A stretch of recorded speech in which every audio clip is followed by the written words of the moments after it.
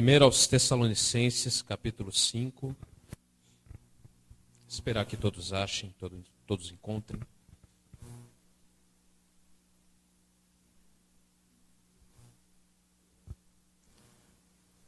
Os irmãos podem abrir Apocalipse e ir voltando, amém? É bem mais perto.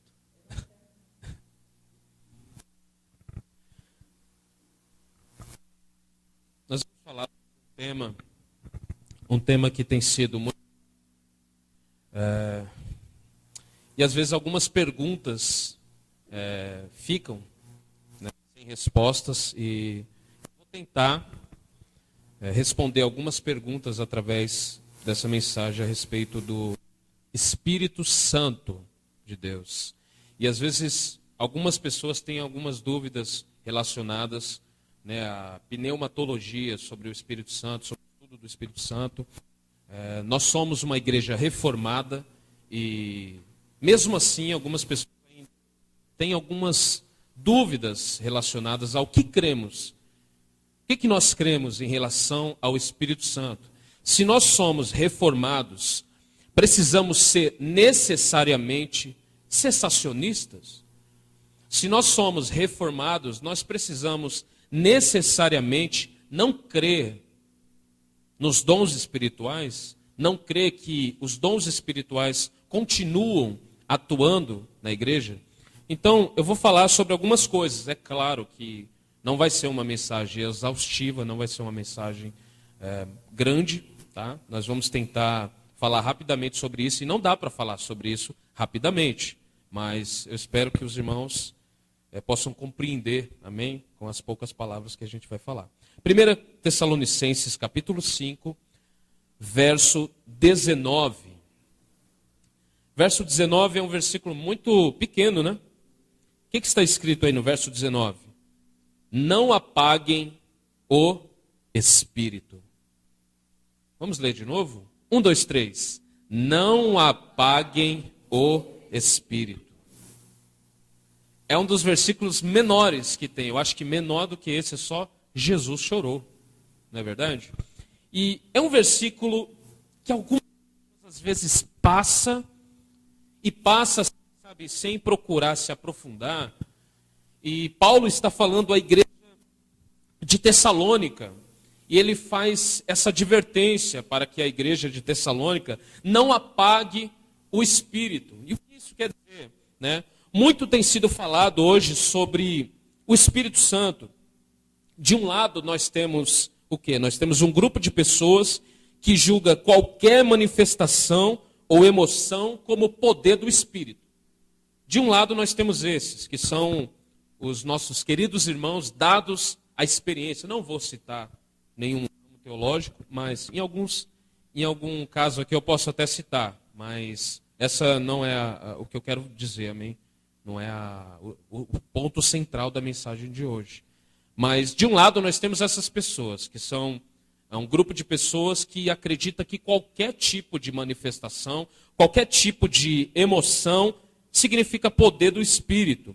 E do outro lado, nós temos também um grupo que preferiu descartar qualquer manifestação que envolva os afetos e as emoções como sendo espiritualidade infantil. Então nós temos dois lados da moeda. De um lado, os irmãos que são dados à experiência, são os irmãos que vivem no sobrenatural, alguns que vê anjo, que vê um monte de coisa, né? Uma vez eu conversei com um desses irmãos que ele falou que tinha um demônio que estava andando do meu lado. Eu falei, mas não é Jesus que anda do meu lado? Ele falou, não, mas tem um demônio aí. Tem que tomar cuidado com esse demônio aí. Né? Em certas ocasiões, algumas pessoas, a gente vai ver em certos grupos, em certos cultos, é muito comum de se ouvir, o anjo está passando aí com a bandeja, não é? Tem fogo aí. Tem um varão de branco que está passeando pela igreja. O varão de branco passou pela mocidade, aí a mocidade começa a pular. O varão de branco passou pelo círculo de oração, aí o círculo de oração começa a pular. O varão de branco passou pelo grupo dos varões, aí os varões começam a pular. Então, de um certo lado, nós temos essas pessoas que são dadas à experiência. E quando você fala que você não crê muito nesse tipo de experiência, que você não crê muito nesse tipo de ramificação teológica, eles te chamam de frio, eles te taxam de sorveteriano e diversas outras coisas. Então, como lidar com isso, né? Então, o teólogo Jonathan Edwards, ele lidou, né, com essa situação no tempo dele. No tempo dele, ele teve que lidar com esses dois grupos. Ele escreveu o livro Afeições Religiosas, e que trata muito bem sobre isso, sobre o que é as emoções, sobre como nós temos a tendência, ao entrar numa igreja reformada, de descartar qualquer emoção. Algumas pessoas, depois que virou reformado, de fato, um frio. Virou de fato um geladão. Virou de fato. Então, o que isso quer dizer? Nós precisamos pensar sobre os grupos, né? E esse grupo, o outro grupo, é que preferiu descartar qualquer coisa, qualquer coisa. Então, nós temos de um lado, como eu disse, aqueles que querem sentir. Do outro, aqueles que querem saber.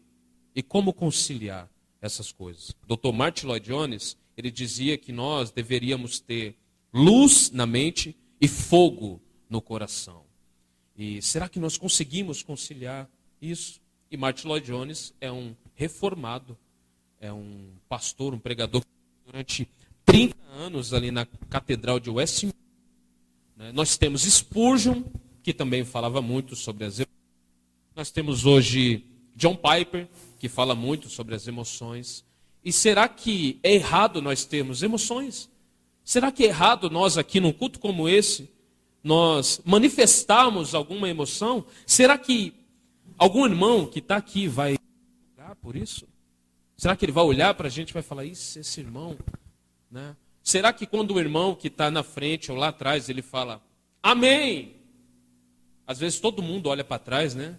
E fala, né? Esse irmão está doido. Qual o problema? Será que tem problema nisso?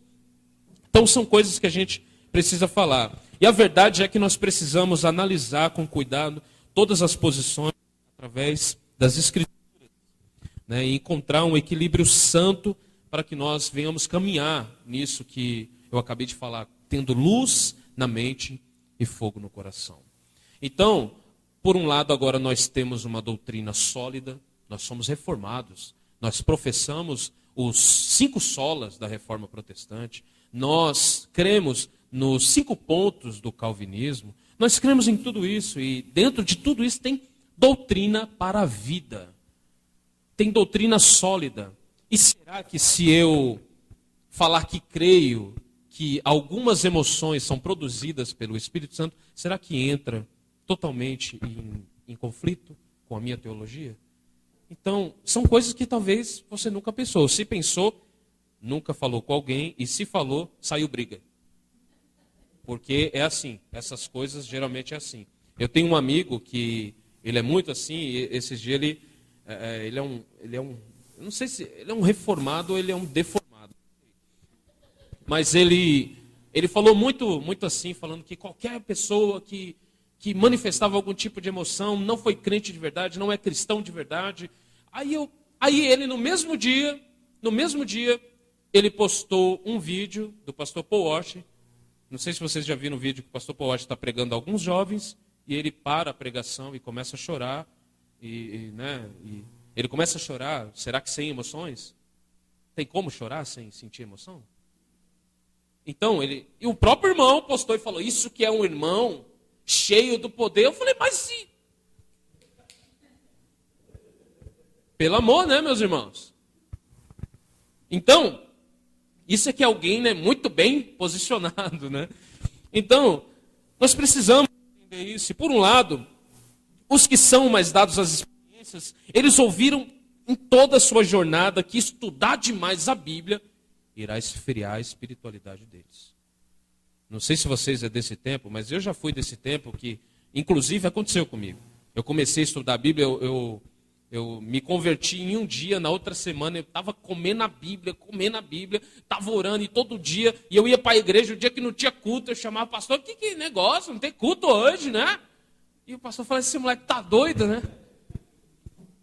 É só segunda, quarta e sexta, menino, e domingo. Mas pastor, mas por que não tem terça e quinta? Põe terça e quinta, né? Eu quero ir. Então, eu sempre fui muito assim, intenso com as coisas, né? E chegou um momento que alguém, né, desses irmãos, sabe esses irmãos com muita bagagem, esses irmãos com muito tempo de igreja, esses irmãos que são muito experientes, que chegam em você, que talvez eles até morreram e nem sabem, chegou em mim e falou assim, ó, para um pouco, irmão. Eu falei, para um pouco do quê, irmão? Ele, você sabe que eu estou um bom tempo nisso, assim, eu posso te dar um conselho? Eu falei, pode, claro. Ele falou, para um pouco de orar muito, irmão. Você vai se tornar um idólatra. E o pior que eu não tinha tanto, né? Eu não tinha tanto conhecimento, aí eu fiquei com medo. Eu falei, idólatra? Por quê? Eu não estou idolatrando Deus? Será que é errado idolatrar Deus? Aí ele falou, ó, você tem que tomar cuidado. E o pior foi quando ele disse assim, eu já fui assim que nem você. Tudo para mim era orar. Tudo para mim era ler a Bíblia. Mas chega um momento que a gente entende. Não é mais assim.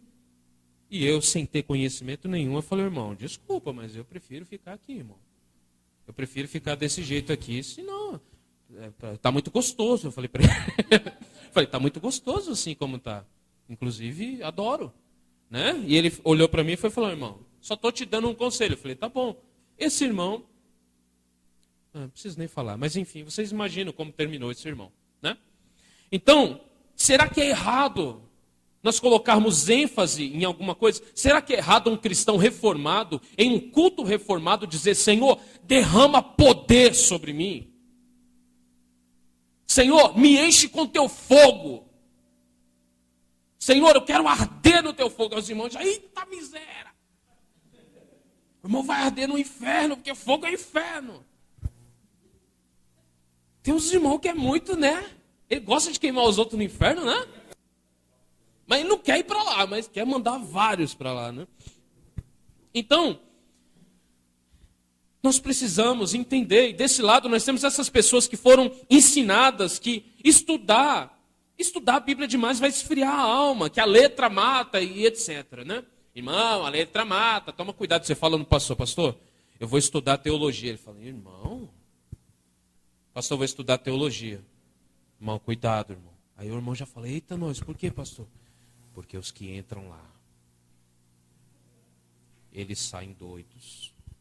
Eles saem ateus. Eles saem ateus de lá.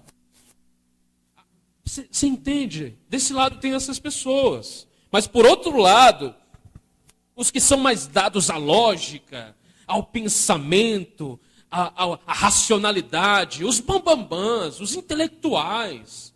Né? Desse lado nós temos essas pessoas. O que aconteceu? Eles apagaram o Espírito. Eles apagaram o Espírito por quê? Porque eles ouviram também, durante toda a sua jornada, que o poder do Espírito não iria alterar em nada a sua experiência e não iria alterar em nada qualquer emoção, não iria gerar em nada. Então, o que nós temos hoje? Nós temos diversas igrejas históricas que estão perdendo membros todos os dias. Está aqui o nosso pastor Alex. O pastor Alex pode dizer mais do que eu. Tem certas igrejas históricas que têm teologia boa. Tem doutrina sólida, mas não tem poder do Espírito. Não tem poder do alto. Então, aqui nós temos um problemão, porque Paulo, ele chega no final dessa epístola, ele está falando para a igreja de Tessalônica, não, e ele fala com muita clareza isso. Ele diz, não apague o Espírito Santo. E a pergunta que nós podemos fazer é, como isso pode acontecer? Como que eu posso apagar o Espírito Santo? Nós vamos falar um pouco sobre isso. Eu quero falar sobre três pontos que eu desejo trabalhar aqui. O primeiro, o que é esse poder do Espírito? Nós precisamos falar sobre isso. O que é o poder do Espírito? E eu quero primeiramente falar o que não é esse poder do Espírito. O que não é esse poder do Espírito? É quando nós damos ênfase ao emocionalismo. Poder do Espírito não está ligado ao emocionalismo. Pode gerar emoções. Mas o que é emocionalismo? É quando eu me deixo levar por essas emoções. E o problema está aqui. Uma vez a gente estava no estudo aqui, não sei se você lembra, e a gente começou a falar sobre isso, e a gente falou exatamente isso. Não teria problema nenhum se eu quisesse levantar e pular. E dizer, Jesus é bom, Jesus é santo. Não teria problema nenhum. Agora, há um problema enorme quando qualquer coisa que eu faço, eu coloco o Espírito no meio. Eu falo, isso é o Espírito Santo. E nem sempre é o Espírito Santo. Porque se você quer pular, se você quer dizer que Deus é bom, se você quer, sabe, manifestar suas emoções, se você não tem problema com isso, a pergunta que eu tenho para você é, você faz isso no seu quarto? Você faz isso na sua casa? Você bate na parede na sua casa? Deus! Você faz essas coisas lá? Por que você quer fazer na igreja? Então, não tem problemas. Não tem problemas. Nós temos irmãos aqui que costumam falar, amém, glória a Deus, aleluia. Mas nós temos irmãos também que não falam. E a questão não é essa. A questão é se nós estamos dando realmente glória a Deus. Porque às vezes falamos glória a Deus, de modo por só falar. E quando eu estou dando glória a Deus é uma coisa muito séria.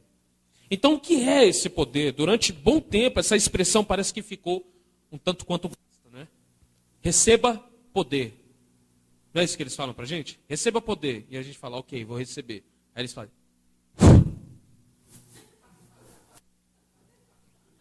Aí você fala, já posso? Já posso usar isso? Já, né? Então, então eles dizem isso, receba poder. Então, para entendermos melhor, esse poder do Espírito não se trata do batismo com o Espírito. O que nós, reformados, cremos como batismo com o Espírito Santo?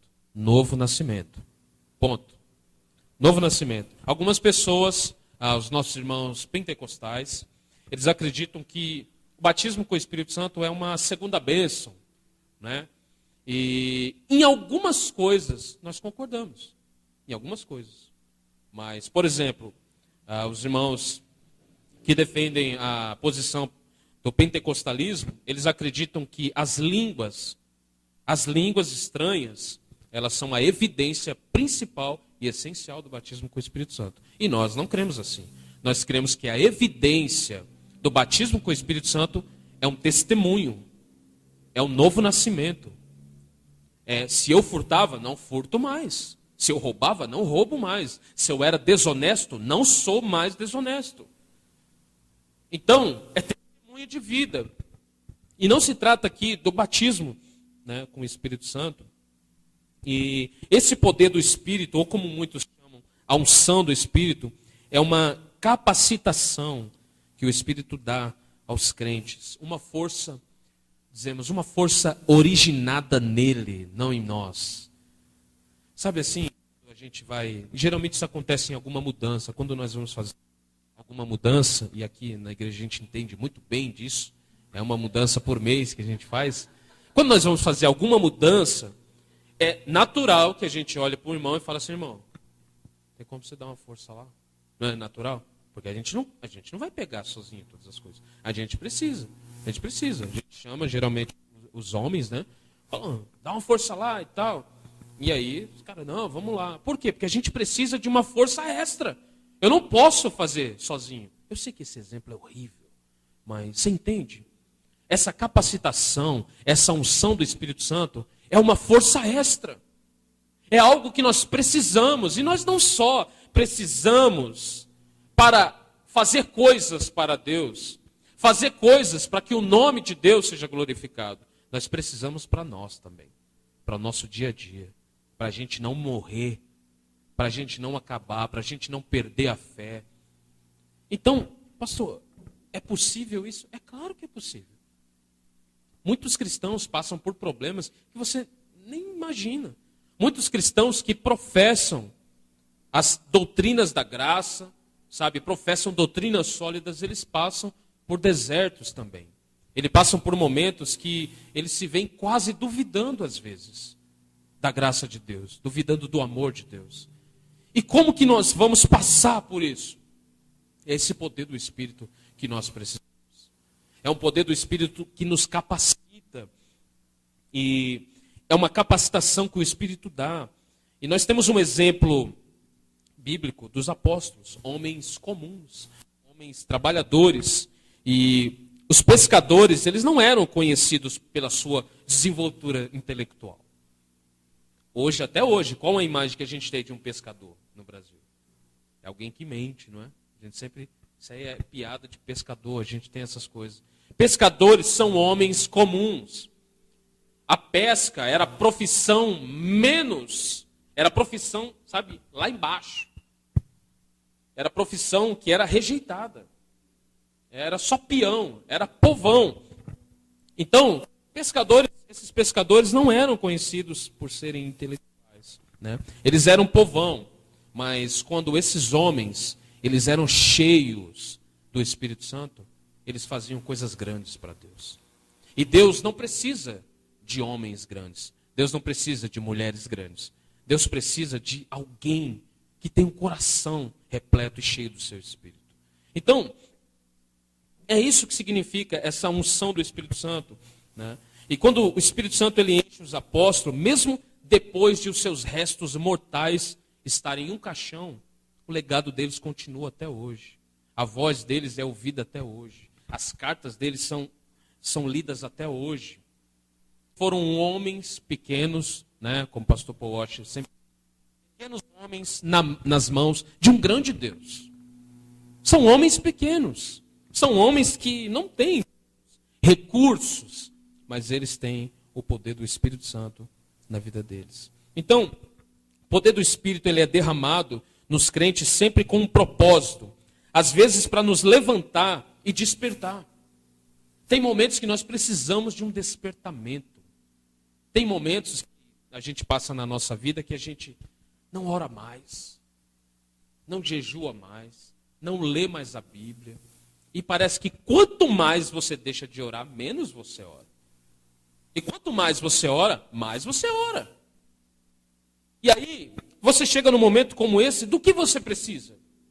De alguém colocar a mão na sua cabeça e falar, receba poder? De alguém chegar em você e falar, você é a obra-prima de Deus? Não, você precisa de uma força. Você precisa do poder do Espírito Santo. Não para colocar você em pé, sabe? Como muitos falam aí, para te exaltar diante das nações. Sabe? Deus vai colocar você nos lugares de honra. Você quer lugar de honra melhor do que em Cristo? Você quer? O lugar mais alto que nós podemos estar é aos pés de Jesus. Então, esse é um lugar de honra. Então, nós precisamos desse poder. E às vezes, esse poder vem para nos levantar, despertar. E às vezes, para pregar o evangelho para alguém. Daí vem a necessidade de um avivamento. Avivamento é para a igreja. Como assim, pastor? Avivamento é para a igreja. Toda vez, se você lê, eu sou um leitor dos avivamentos desde de que eu me converti. Se você lê os avivamentos que aconteceram na história, você vai ver que todo avivamento que aconteceu, antes de acontecer, a igreja ou a pessoa estava passando por um descontentamento espiritual. Então, antes de um avivamento, vem sempre uma frieza espiritual. E por que vem? Para a igreja despertar. Para a igreja acordar. E quando o avivamento vem? Vem quando nós clamamos. E vem quando Deus quiser. Nós não podemos, inclusive o Dr. Martin Lloyd Jones dizia isso também. Avivamento não se marca. Avivamento não tem um dia certo de ocorrer. A gente não marca e põe uma placa aí fora. Venha para o culto do avivamento. Não. Avivamento é quando Deus vem a nós. Então a igreja precisa clamar? É claro que sim. É claro que sim. E é por isso que Deus, em toda a Escritura Sagrada, diz para que nós clamemos, diz para que nós oremos, diz para que nós busquemos a face de Deus. Por quê? Porque esse é o processo da santificação. Quando nós estamos em um momento assim, um momento de frieza, um momento de deserto espiritual, isso só vai mudar quando nós clamarmos a Deus. Eu não sei se alguns de vocês já passaram por isso, mas eu acho que todo crente, durante a sua jornada, vai passar por isso. Um momento que você ora e parece que não tem ninguém te ouvindo, né? Um momento que você busca, um momento que você está ali orando ao Senhor e parece que não tem vida. E você fala, está acontecendo alguma coisa, né? E um pregador britânico chamado Leonard Ravenhill, ele dizia muito isso, né? Que Deus, certas vezes, ele parece que tira, né, tudo aquilo que a gente tem para que a gente vá até o fim e busque a Ele e lute por isso. Porque nós não podemos ser acostumados. Nós não somos aquelas crianças bobas, sabe, que recebem tudo dos seus pais. Que pede alguma coisa e o pai vai lá e toma. Não, a gente precisa lutar. A gente precisa buscar. A gente precisa cavar fundo. E é disso que se trata avivamento. Quando a igreja clama, quando a igreja busca o Senhor. E um avivamento ele acontece quando a igreja está cansada também. Quando a igreja quer água fresca. Sabe? Um avivamento nunca vai acontecer se só um estiver clamando. Se só um estiver orando. Avivamento é coletivo. Um avivamento ele vem para quê? Para encher a igreja, para despertar a igreja. Estou falando para encher a igreja de membros. Para encher a igreja do poder de Deus. Para que assim a igreja saia para fora para ser igreja de verdade. É isso que acontece em um avivamento. Então Deus, Ele nos enche, Ele derrama do seu Espírito, para que assim nós venhamos cumprir o ID em total dependência dEle. Olha o que o Dr. Martin Lloyd Jones diz.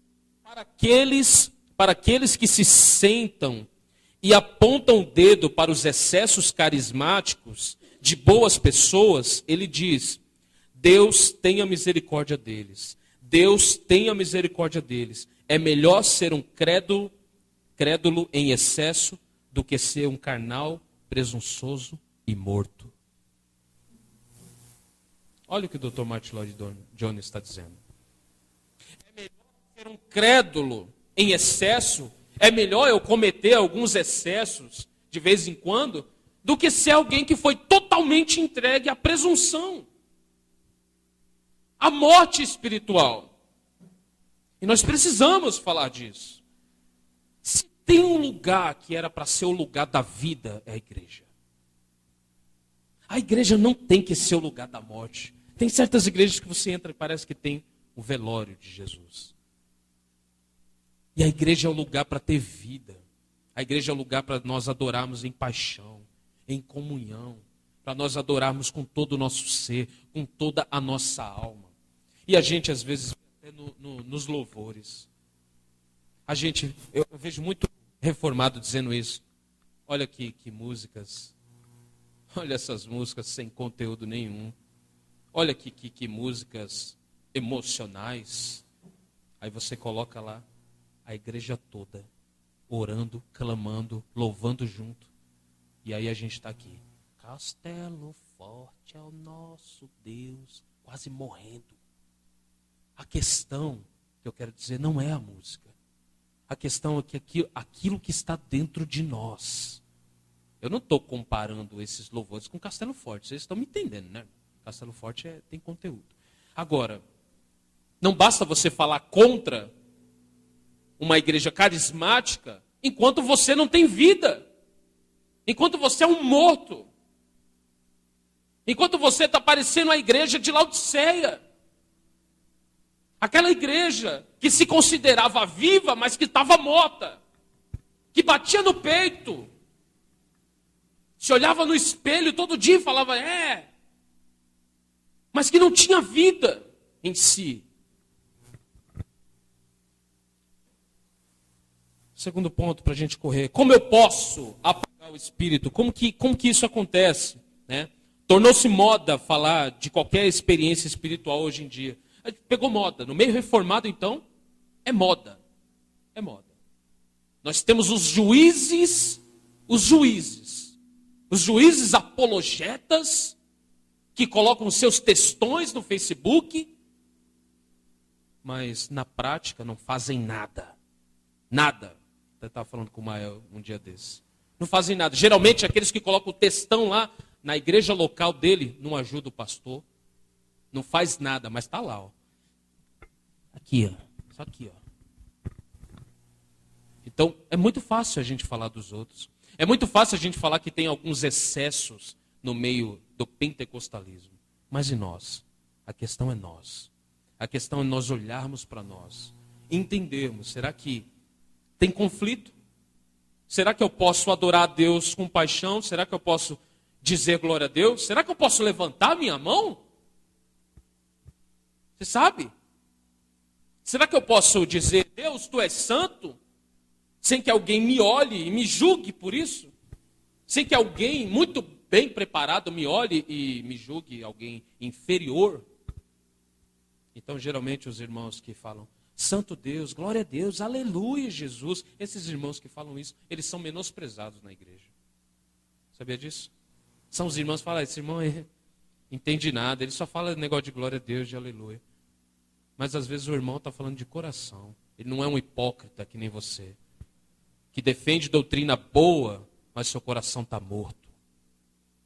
Então nós precisamos pensar sobre isso. O fenômeno de hoje que nós temos de um monte de gente chegando à teologia reformada, né, através do avanço das redes sociais, entre outras coisas, nós temos diversas pessoas, se dá sempre ao torno disso. A maioria dessas pessoas que vêm à teologia reformada saíram de meios neopentecostais ou pentecostais.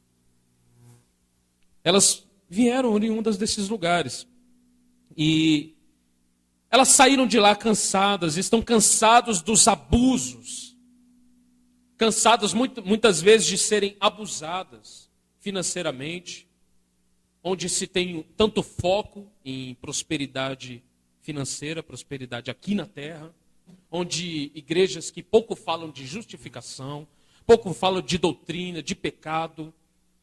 Então, essas pessoas dificilmente, quando vêm numa igreja reformada, elas ficam.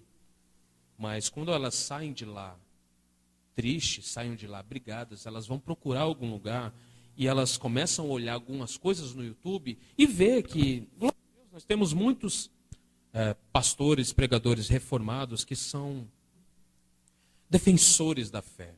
E eles são, alguns são bastante duros no falar e é tudo que essas pessoas querem. É tudo que essas pessoas querem, porque elas estão sendo abusadas todo dia, estão sendo vilipendiadas todos os dias, e quando encontra alguém falando com clareza, falando com dureza contra esses próprios falsos profetas, elas falam, é isso aí que eu quero para mim. E aí, ela vai e chega aí, reformada. E elas começam a descartar de vez qualquer experiência além da salvação. Então, a primeira coisa que ela já começa a falar, dízimo é pecado. Aí você fala, dízimo é pecado aonde? Não, dízimo não é bíblico. Eu vi um vídeo no YouTube. Você fala, é sério? Você viu um vídeo no YouTube? Não, dízimo não é bíblico, não, porque passou, ela é 35%, se você for ver. O irmão disse lá. O irmão disse no vídeo. E aí começa a falar uma coisa. Não, pastor, não, você não viu? Você não viu Paulo Júnior? Você não viu? Ele disse isso, ele disse aquilo. Você não viu o Hernandes? Ele disse isso, ele disse aquilo. Você não viu o Asher? E as pessoas gostam, elas gostam de sensacionalismo. As pessoas adoram ver alguém falando mal de outra coisa. Essa é a verdade. Essa é a verdade. É por isso que eu sempre falo para alguns irmãos, eu já falei para muitos irmãos daqui, você tem que tomar cuidado com isso.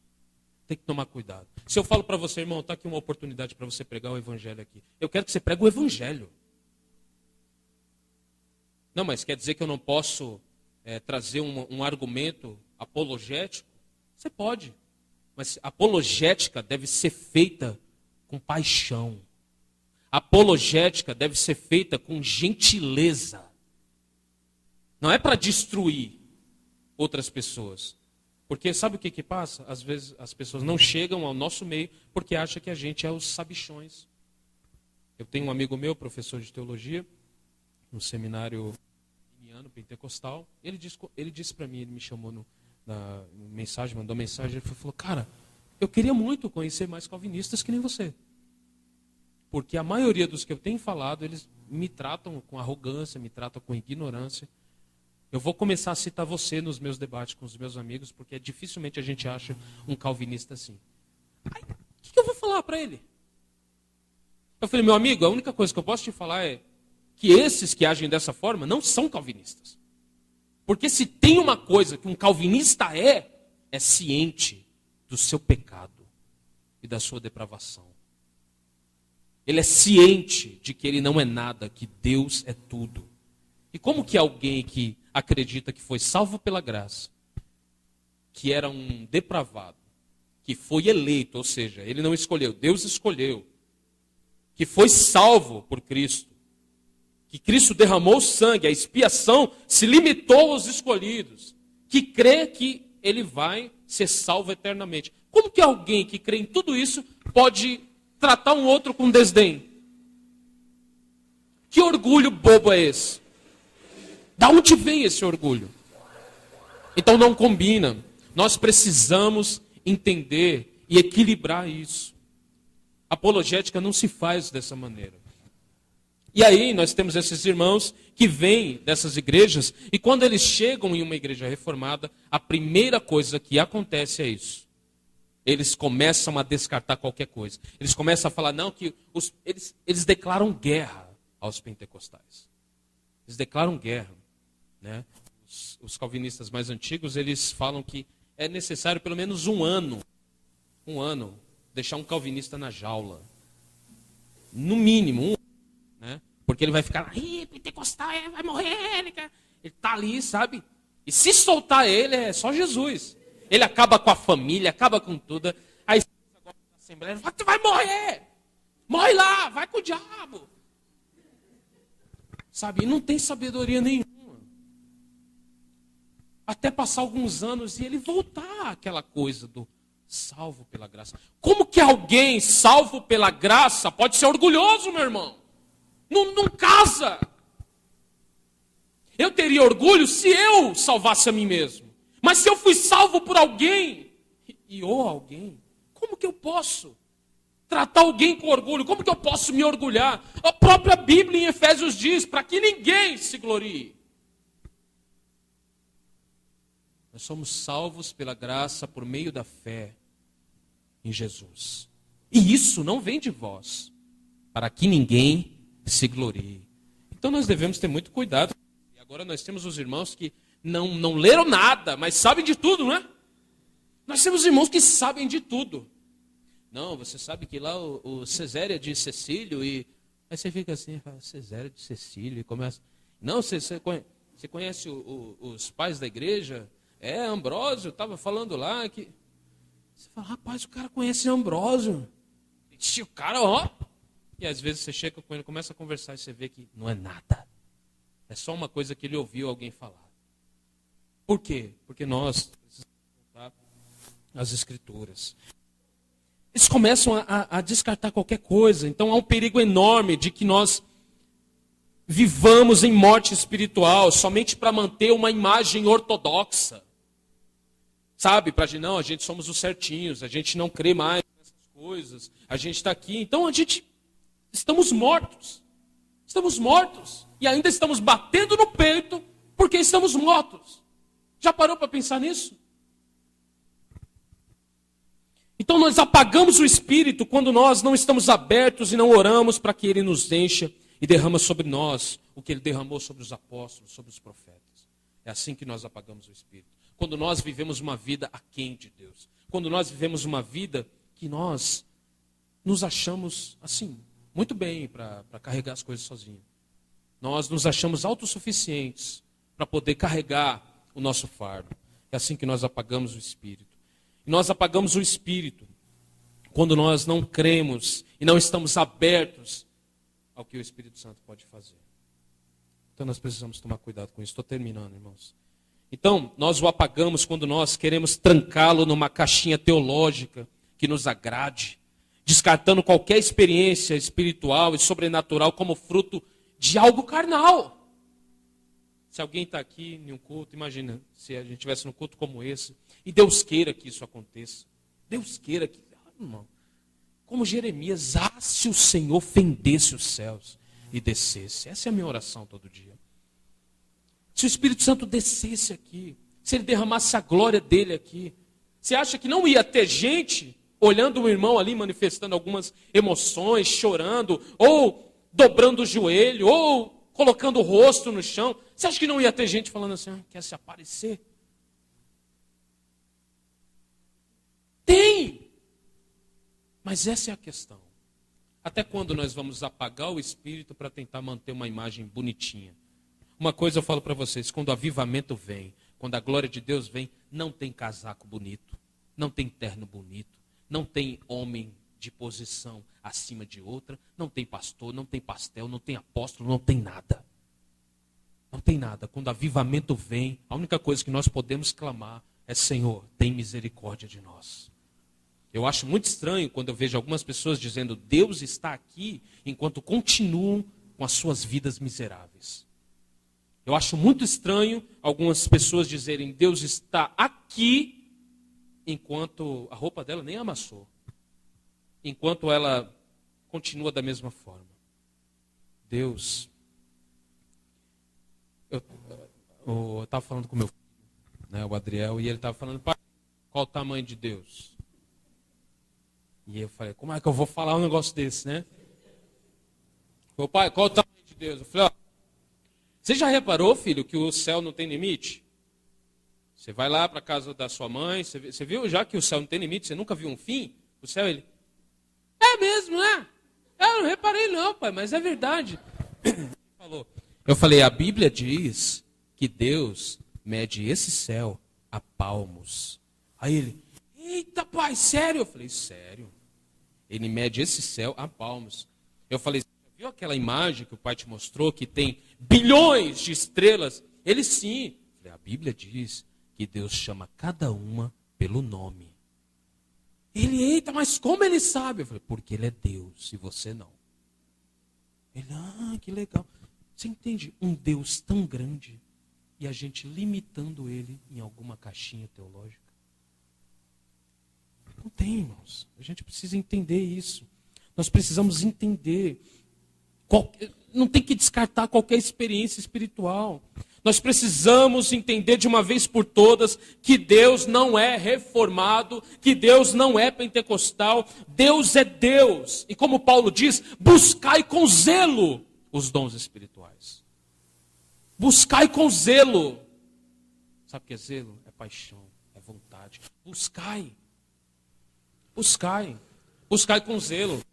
A igreja deve clamar, a igreja deve clamar. E último ponto para a gente terminar. Uma pergunta. Está disponível a todos? Está disponível a todos? Será que todos podem ter acesso a esse poder do Espírito? Será que todo mundo pode? Essa pergunta ela é comum entre os crentes e a resposta é sim. Não que todos serão usados da mesma forma. Deus dá diversos dons a vários. E Paulo diz que os dons são vários. Os dons são muitos. Mas o Espírito que dá os dons é o mesmo. É o mesmo. É o mesmo Espírito. Então, como que eu vou limitar um Deus que tem uma multiforme sabedoria? Que usa cada um de um jeito específico? Como que eu vou limitar um Deus desse? Como que eu vou limitar um Deus que usa um George Whitefield para pregar a 15 mil pessoas? E como é que eu vou limitar um Deus que usa John Wesley para percorrer inúmeros quilômetros de cavalo pregando o Evangelho, sem estar dentro de uma igreja? Como é que eu vou limitar um Deus que usa cada um de vocês da forma que só Ele pode usar? Nós não podemos limitar o poder de Deus. A minha oração é que Deus encha a nossa vida com o Espírito. A minha oração todos os dias é: Senhor, me enche. Me enche. Me enche, Senhor. Me enche. Isso não é coisa de pentecostal. Isso é coisa de crente apaixonado. Isso é coisa de crente que ama Jesus. Eu conheci um cara que amava Jesus demais. Esse cara, ele me influenciou muito. Ele era um cara que ninguém engolia ele, chamado Gregório McNutt, um missionário americano que vivia aqui no Brasil, e ele era um cara doidaço. Ele tinha um cabelo aqui na bunda, um cabelão, e toda vez que ele vinha aqui em São Paulo, eu ia. E ele não era um cara que pregava muito bem. Ele não era um cara com 3 pontos. Ele não era mas se tem algo que você sabia, é que aquele homem estava cheio do Espírito Santo. Teve uma vez que eu fui ver o Gregório na comunidade missionária em São Paulo, e tinham diversos coreanos, porque era uma comunidade oriental, né? E tinha diversos coreanos, e para os irmãos que sabem, os coreanos são um pouco. E ele pegou o microfone.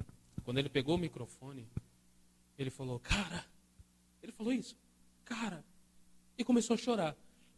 Quando ele começou a chorar, a igreja toda começou a chorar. Ele falou, Deus está aqui, cara. Por que você está aí, cara?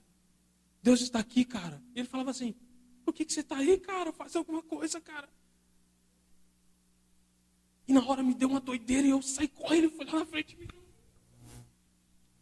Você acha que eu me arrependo disso, meu irmão? Por que eu vou me arrepender? E eu lembro que terminou o culto e fizeram uma fila para pedir oração para ele. E eu fui lá. Pastor, você se arrepende? É claro que não. É claro que não. Esse mesmo Gregório McNutt, ele viajou para Dallas, no Texas, para pedir para que Leonard Ravenhill orasse por ele. Ele viajou para lá. E o Ravenhill estava quase morrendo, estava velhinho já. E ele foi para lá. E quando ele bateu na porta, a senhora Marta, a dona Marta, que era a esposa do Leonard, né? Ela atendeu ele e falou, nós estávamos te esperando. E ele entrou lá e ele conta, e alguns vídeos também que eu vi do Leonardo, ele fala que ele orou por ele durante 3 horas e meia, derramando lágrima nos cabelos grandes dele. E aí você olha isso e você fala, tudo isso é muito emotivo, pastor. A gente tem que tomar cuidado, né, pastor? Será? Há um perigo dos dois extremos. Há um perigo de você ser um doido, varrido, que qualquer coisa... Entendeu? Você ser aqueles doidão mesmo. Esse é um perigo, não faça isso. Aqueles irmãos que contra o outro está lá no fim do ônibus. Hey! Aí o outro, hey! Halibi! Aí o outro, halaba! Aí o outro, suriba! Suribi! Eu já vi, tá? Alguém aqui já viu? Aí, ó. Eu já vi. Aí o outro tá no... Aí o outro... E tal. Aí você fala, que parada é essa? Deve ser forte isso aí. Não, isso aí é heroína, só pode. Né?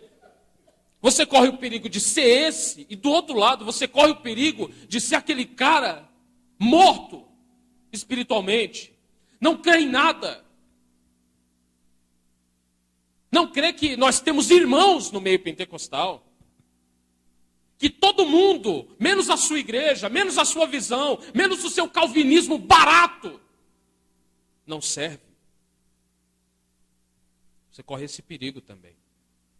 De falar sola escritura, solos Cristos, só lhe deu glória. Você corre muito esse perigo.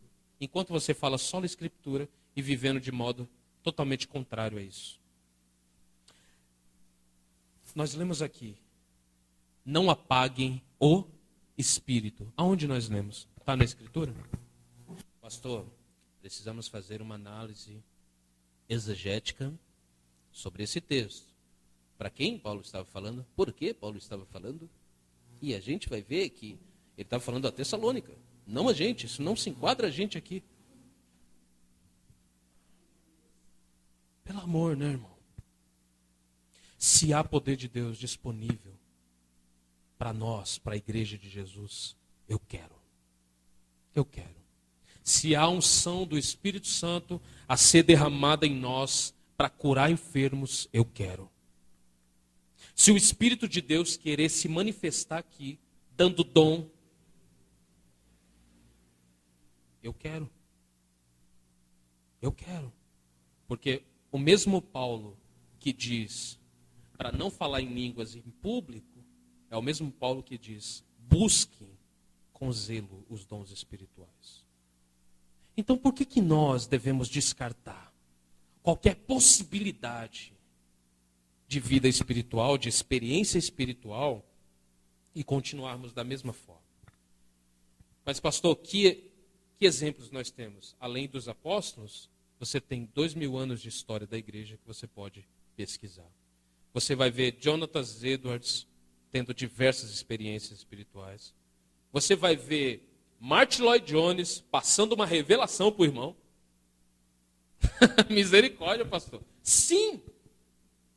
Não desse jeito, tá? Ele não fez xi, né? E passou, ele não precisou.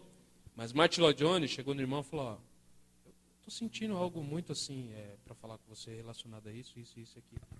E de fato aconteceu. Nós temos a esposa de Jonathan Edwards levitando. Misericórdia, pastor, isso aí já é demônio. Nós temos diversas ocasiões em que homens foram cheios do Espírito Santo. E essa bagagem nossa carnal, essa carcaça velha nossa carnal, não pode suportar o poder de Deus. E será que hoje, você que, depois de ouvir isso, em qual grupo você se encaixa? Ou você não quer nem estar em tal grupo que se dá as experiências, e nem no outro grupo que descarta qualquer experiência. Você quer ter um equilíbrio santo. Você quer buscar a face de Deus. Você quer que o Espírito de Deus derrame poder sobre nós, sobre você. Eu quero isso. Vamos ficar de pé.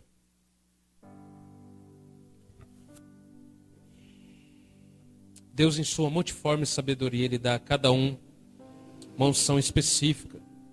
Não serão todos que irão subir em um púlpito e pregar com paixão, com poder. Alguns pregarão aos vizinhos. Alguns pregarão aos seus colegas de trabalho, familiares. Por isso nós devemos clamar por um avivamento. Nós devemos clamar, primeiro, para que Deus nos capacite e nos encha, até estarmos plenos do seu poder. E segundo, para que nós venhamos viver aquilo que o Senhor nos chamou para viver. Você lembra, alguns tempos atrás, alguns anos atrás, talvez até alguns meses atrás, que você fazia promessas para Deus, que você perguntava para Deus, Senhor, qual é o meu chamado? Quanto tempo você não faz isso? Que você orava falando, Senhor, hoje eu vou para o culto. Fala comigo. Fala comigo. Faz algo novo em mim. Senhor, eu estou achando eu muito carnal. Eu estou achando eu muito geladão, muito frio. Eu estou achando eu muito morto. Faz alguma coisa em mim. Aí nós viemos para o culto. E a gente fala, irmãos, vamos louvar. E aí a maioria da igreja tudo em silêncio. A gente fala, vamos orar. A maioria da igreja tudo em silêncio. Você acha que isso é normal? Não, pastor, é que eu oro do meu jeito. Que desculpa nós vamos dar? Até quando nós daremos desculpas para Deus? Nós falamos mal de certas igrejas pentecostais, mas os irmãos estão orando de madrugada. Os irmãos estão pregando para os viciados. Os irmãos estão dando comida para os moradores de rua. E eles estão orando para que Deus derrame mais unção. Eles estão falando, Senhor, nós queremos mais de Ti. Embora essa palavra nem tem muito significado, mas eles estão falando, Senhor, eu quero mais de Ti. Será que nós vamos ficar no grupo, nos dois grupos extremos? Ou hoje, você vai se colocar diante de Deus e dizer, Senhor, faz o que quiseres. Faz o Teu querer em mim. Será que aquilo que você crê é maior daquilo que Ele é? Senhor, em nome de Jesus, nós te agradecemos, Senhor, por sua palavra. Te agradecemos pelo teu Espírito. Te agradecemos, Senhor, porque nós cremos no Pai, nós cremos no Filho, nós cremos no Espírito Santo. Nós cremos no poder do teu Espírito. Nós cremos, Senhor, que tu podes responder às orações. Nós cremos, Senhor, que tu podes curar. Nós cremos que tu podes transformar. Nós cremos, Pai, que o Senhor pode remover, pode varrer, Senhor, toda frieza, todo desânimo. Queremos, Pai, queremos ser o povo da cruz, queremos ser o povo que clama, queremos ser o povo que louva, queremos ser o povo que diz, Senhor, em voz alta, que declara, que ora, que louva, de todo o coração, Senhor. Nós queremos ser o povo do clamor. Ah, Senhor, levanta no nosso meio homens e mulheres de oração. Levanta no nosso meio, Senhor, homens e mulheres que terão doutrina sólida, terão teologia sólida, mas terão fogo queimando dentro de si, terão o Espírito Santo ardendo dentro de si. Homens e mulheres aqui presentes, Senhor, que porão a mão sobre os enfermos e os curarão. Homens e mulheres aqui que orarão por pessoas, Senhor, e pessoas serão transformadas. Usa-nos, Pai. Usa-nos para o louvor da sua glória. Usa-nos, Senhor, não para que nós sejamos conhecidos, mas para que o Senhor seja glorificado, para que o Senhor seja exaltado sobre tudo e sobre todos. Nós te agradecemos, nós te bendizemos, nós te adoramos, nós o amamos de todo o coração, Senhor.